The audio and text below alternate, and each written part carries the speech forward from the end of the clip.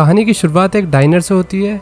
Dinar में सब जगह खून खून हो रखा है और काफी सारी डेड बॉडीज भी पड़ी हुई थी।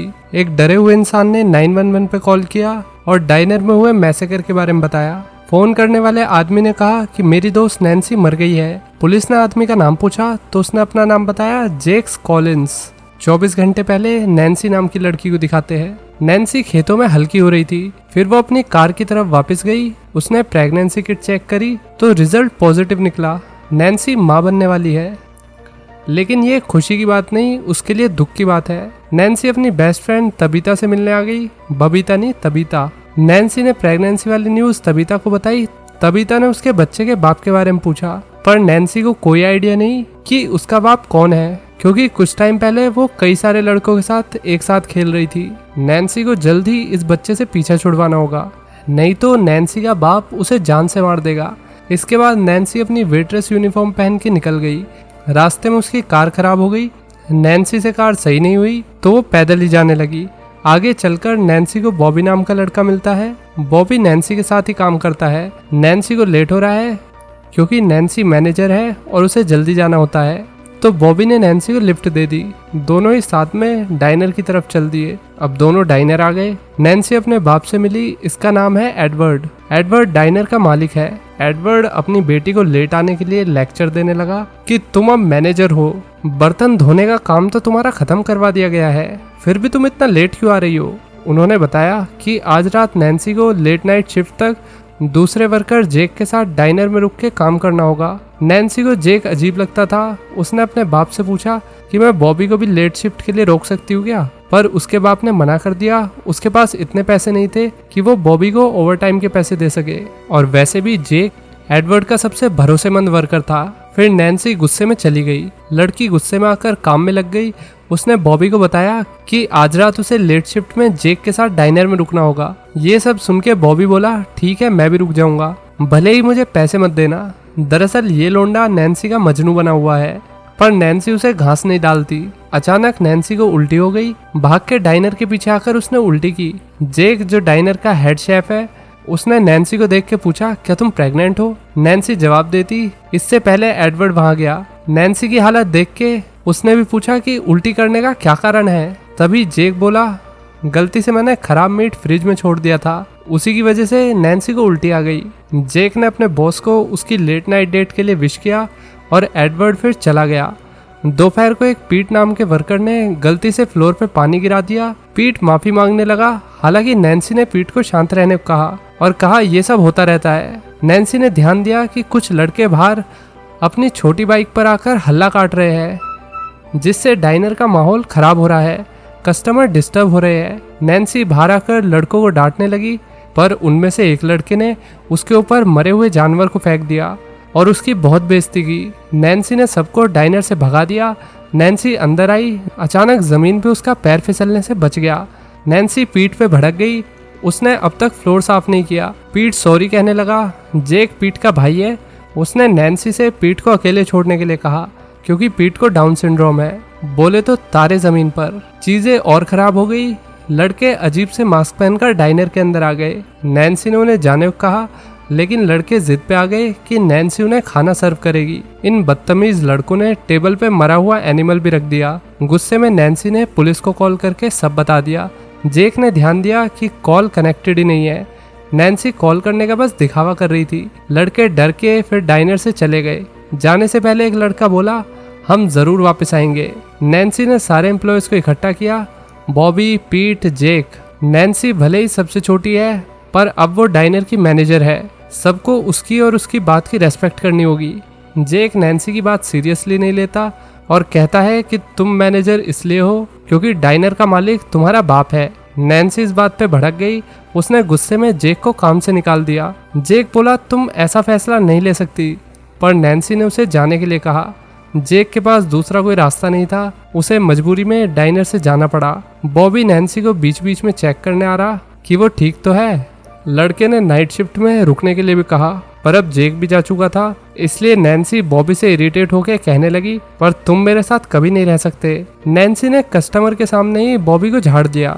शाम हो गई। सारे वर्कर्स अपनी शिफ्ट खत्म करके जाने लगे। नैन्सी अभी भी डाइनर में ही थी। लड़की ने बॉबी को गुड बाय कहा, पर बॉबी दिन वाली बात को लेकर अभी भी नैन्सी से नाराज था। अब रात हो गई। नैन्सी अकेले डाइनर में सब काम कर रही थी। उसने अपने बाप को बता दिया कि जेक को मैंने काम से निकाल दिया है। एडवर्ड इस खबर से खुश नहीं हुआ, वो कल आके खुद सारा मैटर देख लेगा, ऐसा उसने कहा। कॉल काटने के बाद नैन्सी ने तेज गाने बजा के डिस्को लाइट जलाई और डांस करने लगी। उसे किसी की परवाह नहीं थी क्योंकि यहाँ कोई था भी तो नहीं। लड़की ने पीछे देखा तो उसे बाहर से खड़े होकर कोई देख रहा था। लगता है इसका ताता थैया देखने ऑडियंस आ गई है।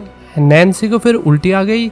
अब वो फर्श को साफ करने लगी। इतने में कोई डाइनर की दीवार को बजाने लगता है। ये वही मास्कमैन था। नैन्सी ने माइक पे लोंडो को धमकाया कि वो पुलिस को बुला लेगी, पर इस बार की धमकी काम नहीं आई।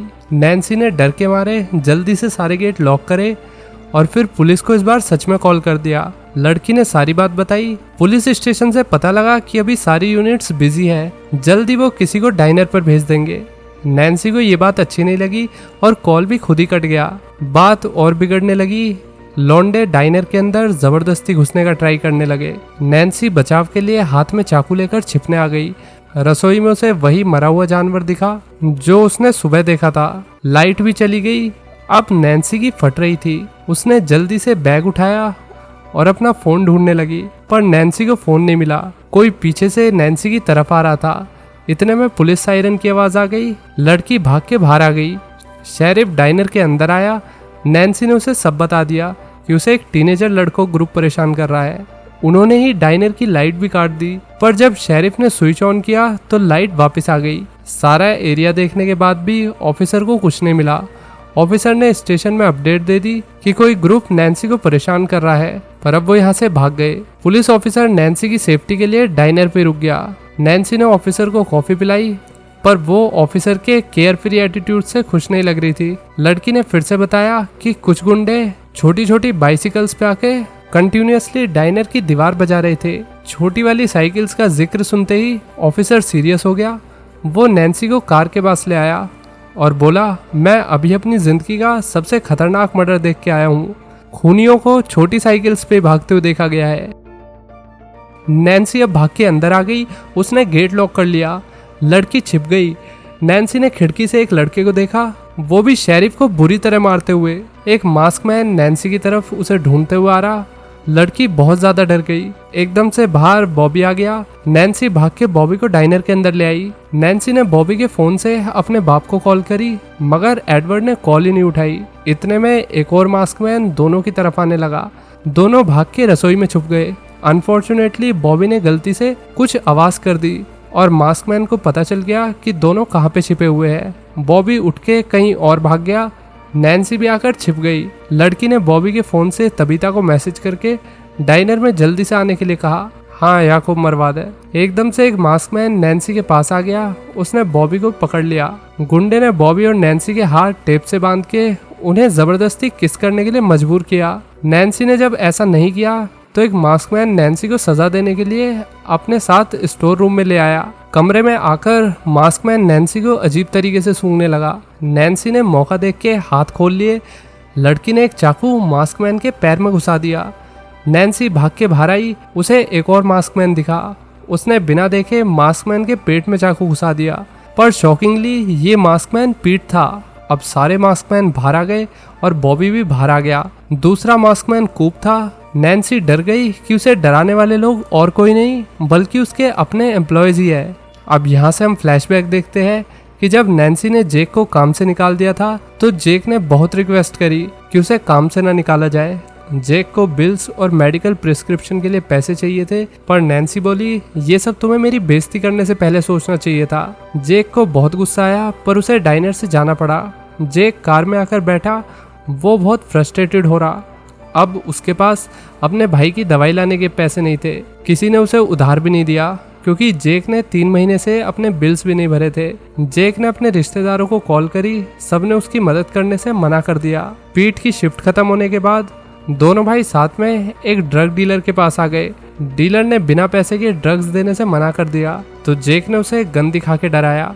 डीलर्स ड्रग देकर चला गया। रास्ते में जेक पीठ से कहने लगा कि इस ड्रग ने जिंदगी की मुश्किलों से लड़ने में उसकी बहुत मदद करी है। जेक के पास डाइनर को लेकर बड़े प्लान थे, उसे एडवर्ड से सब डिस्कस करना था, पर अब नैन्सी ने उसे पल भर में काम से निकाल दिया था। तभी सामने जेक को वही लड़के दिखे जो सुबह डाइनर में आकर नैन्सी को परेशान कर रहे थे। सब साथ में बॉनफायर के पास मजे कर रहे। जेक ने पीट से कार रुकवाई। दोनों भाई लड़कों के पास गए। उन्होंने भी जेक और पीट को पहचान लिया। जेक ने बताया कि अब वो डाइनर में काम नहीं करता। नॉर्मली दोनों भाई लड़कों से बातें करने लगे।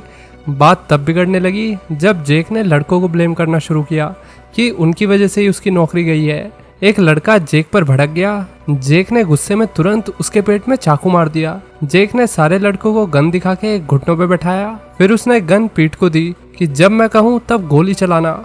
जेक ने कंट्री म्यूजिक चला के लड़कों को पागलों की तरह नाचने पे मजबूर किया। लड़कों ने जेक से बहस करी तो जेक ने पीट से उसे गोली मारने को कहा, पर पीट गोली नहीं चला पाया। जेक ने खुद गन लेकर लड़कों पे बंदूक तान दी, पर जेक की गन में गोली खत्म हो गई थी। गुस्से में जेक ने लड़के का गला दबा के उसे मार दिया। सब होने के बाद पीट कार में बैठ के रोने लगा। जेक ने उसे ही सारी चीजों के लिए ब्लेम किया। जेक ने पीट को कार से बाहर निकाल के एक मास्क पहन के डाइनर में उसका वेट करने के लिए कहा और वो ऐसा कह के चला गया। कूप बॉबी साथ में बैठ के पी रहे थे। दोनों ने नैन्सी को लेकर अपनी फीलिंग्स बताई। पीछे से जेक मास्क पहनकर उन पे अटैक कर देता है। जेक ने कूप और बॉबी को छोटी वाली साइकिल दिखाकर कहा उन्हें राइड करनी चाहिए। बॉबी ने पूछा कि जेक को ये साइकिल कहाँ से मिली, तो जेक बोला मैंने और पीट ने इन्हें उन लड़कों से चुराया है जो सुबह डाइनर पर हल्ला कर रहे थे। पीट डाइनर पे आ गया। उसने नैन्सी को कॉल पे अपने बाप से बात करते हुए सुना। जेक ने बॉबी और कूप को अजीब सा मास्क दे दिया। उसके पास एक आइडिया है। तीनों डाइनर पे आकर पीट से मिले। सबने डाइनर की दीवारों को बजा बजा के नैन्सी को डराना शुरू कर दिया। लड़की ने जब पुलिस को कॉल करी तो बॉबी बोला अब हमें प्रैंक बंद कर देना चाहिए, नैन्सी बहुत डर गई है। पर जेक को अब भी लग रहा कि नैन्सी नाटक कर रही है और उसने किसी को कॉल नहीं किया। उसने ही नैन्सी को और भी डराने के लिए लाइट्स बंद कर दी। जब पुलिस ऑफिसर डाइनर पे आया तो ग्रुप स्टोर रूम में आकर छिप गया। जेक ने कूप और पीट को छोटी वाली साइकिल्स को डाइनर के दूसरी साइड ले जाने के लिए कहा। ऑफिसर नैन्सी को कार में बैठाने ले जा रहा था। ऑफिसर का ध्यान भटका। उतने में जेक ने पीछे से आकर ऑफिसर पर हमला कर दिया। नैन्सी भाग गई और फिर जेक ने पुलिस ऑफिसर को कई बार मारा। ऑफिसर मर गया। सब देख के बॉबी ने अपना मास्क उतारा और साइकिल लेकर डाइनर के सामने ऐसे आया जैसे वो जस्ट अभी यहाँ पे आया हो। नैन्सी उसे अपने साथ डाइनर में ले गई। कूप सदमे में है कि अभी उन्होंने एक पुलिस ऑफिसर को मार डाला। जेक कूप से कहने लगा मैंने सब तुम्हारे लिए किया है, तुम्हारे फिंगरप्रिंट डाइनर के चारों तरफ है। उसने कूप के दिमाग में भर दिया कि अब उन्हें नैन्सी और बॉबी को ढूंढ के मारना होगा, नहीं तो वो सब जेल जाएंगे। Back to present. नैन्सी को यकीन नहीं हो रहा कि उसके अपने एम्प्लॉयज उसके साथ ऐसा कर सकते हैं। सब पीट को उठा के अंदर ले जाने लगे। नैन्सी ने मौके का फायदा उठाया। वो भाग के पीछे आ गई। लड़की का ध्यान डस्टबिन में पड़े खराब मीट पे गया। डाइनर के अंदर जेक कूप से बार बार कह रहा अगर उसे जेल नहीं जाना तो नैन्सी को ढूंढना पड़ेगा। बॉबी ने टेबल पे ऑफिसर की पड़ी कार की चाबी देखी। उसने जेक पे हमला कर दिया। इधर एडवर्ड ने जेक के लिए वॉइसमेल छोड़ा कि जो कुछ हुआ है वो कल आके खुद देखेगा। उसने कहा कि नैन्सी के पास कोई राइट नहीं है उसे काम से निकालने का, क्योंकि जेक एडवर्ड का पुराना और खास एम्प्लॉय था। कूप को नैन्सी किचन में दिख गई। लड़के ने नैन्सी पे अटैक कर दिया। नैन्सी बच निकली। उसने कैसे न कैसे करके डीप फ्रायर में कूप को धक्का दे दिया और कूप बेहोश हो गया। जेक ने बॉबी को बुरी तरह चाकू से मारा। जेक किचन में कूप को जगाने लगा, पर कूप मर चुका था। नैन्सी ने बॉबी को जमीन पे खून से सना हुआ देखा। बॉबी आखिरी सांसें गिन रहा। जाने से पहले उसने नैन्सी की तरफ पुलिस ऑफिसर की कार की चाबियां कर दी। डाइनर में तबीता आ गई और वो मैसेकर देख के डर के तुरंत डाइनर से भाग गई। नैन्सी भी भाग के नीचे आ गई। जेक उसके पीछे ही था। नीचे आकर जेक को नैन्सी कहीं नहीं दिखी एंड सडनली नैन्सी डाइनर से भाग के बाहर आ गई, पर उसकी बुरी किस्मत जेक ने लड़की को पकड़ लिया और पीछे से चाकू मार दिया। अब सुबह हो चुकी थी। जेक नैन्सी को खींच के अंदर ले आया। उसने बार बार नैन्सी के पेट में चाकू मारा। जेक ने नैन्सी के कपड़ों पे एक बैच लगाया और डाइनर से निकल गया। रास्ते में जेक ने पुलिस स्टेशन कॉल करके डाइनर में हुए मैसेकर के बारे में बताया, पर उसने ये नहीं बताया कि ये सब कांड उसी ने किया है। ऑब्वियसली ये बात क्यों बताएगा। डाइनर में नैन्सी अभी भी जिंदा है। लड़की ने चाकू पेट से निकाला। दरअसल दोस्तों, नैन्सी ने अपनी बुद्धि का पूरा 100% इस्तेमाल करते हुए जो वो खराब मीट था ना, वो अपनी बॉडी से बांध लिया था ताकि चाकू से उसे कुछ ना हो। हालांकि नैन्सी की हालत ठीक नहीं थी, अभी भी उसको चोट आई थी। नैन्सी बॉबी की बॉडी के पास आई, उसे बहुत दुख हो रहा। फिर लड़की ने पुलिस ऑफिसर की कार की चाबी ले ली। नैन्सी ड्राइव करके फुल स्पीड में कहीं पे जाने लगी। जेक अपने घर आकर पीट पीट चिल्लाने लगा, पर पीट यहाँ नहीं है। अब जेक शहर छोड़ के भाग रहा था। उसने पैकिंग शुरू कर दी। ये क्या, बाहर नैन्सी आ गई। वो आराम से कार से बाहर आई और जेक को ढूंढने लगी। जेक ने घंटी की आवाज सुनी। लड़के ने हाथ में हथौड़ा ले लिया कि कोई हो तो वह हमला कर देगा। जेक ने सावधानी से गेट खोला, पर गेट पे कोई नहीं था। बाहर दीवार पर वही बैच लगा हुआ था जो जेक नैन्सी की ड्रेस पे चिपका के आया था। तभी नैन्सी पीछे वाले गेट से घर में घुस आई। उसने बुरी तरह जेक पे पीछे से गर्दन पर वार करके उसका खेल खत्म कर दिया। नैन्सी फिर चाकू फेंक के जेक के घर से निकल आई। नैन्सी चलते हुए जा रही, उसे चलने में बहुत दिक्कत हो रही थी। थोड़ी देर में नैन्सी रोड के साइड में बेहोश होकर गिर गई। वो अपनी और तबीता की बातों को याद कर रही कि कैसे नैन्सी जिंदगी के जाल में फंस चुकी है, जबकि वो भी सिर्फ 20 साल की है। उसे लाइफ में बहुत कुछ करना था और अब वो माँ बनने वाली है। नैन्सी को कुछ समझ नहीं आ रहा था कि वो क्या करेगी।